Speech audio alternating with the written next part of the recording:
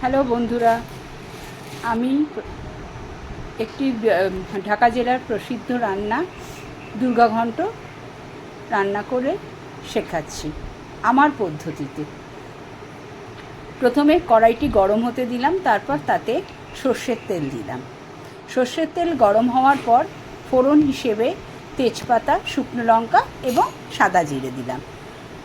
এদিকে দুর্গাঘণ্টের উপকরণ হিসেবে আমার লাগবে চাল কুমড়ো, মিষ্টি কুমড়ো, দুটোকে মিহি করে চপ করে নিলাম। সেগুলোকে কড়াইয়ের মধ্যে আস্তে আস্তে দিয়ে দিলাম। প্রথমে চাল কুমড়ো দিলাম। চাল কুমড়োটা দেওয়ার পর একটু নুন দিলাম, নুন দিয়ে ঢেকে রাখলাম।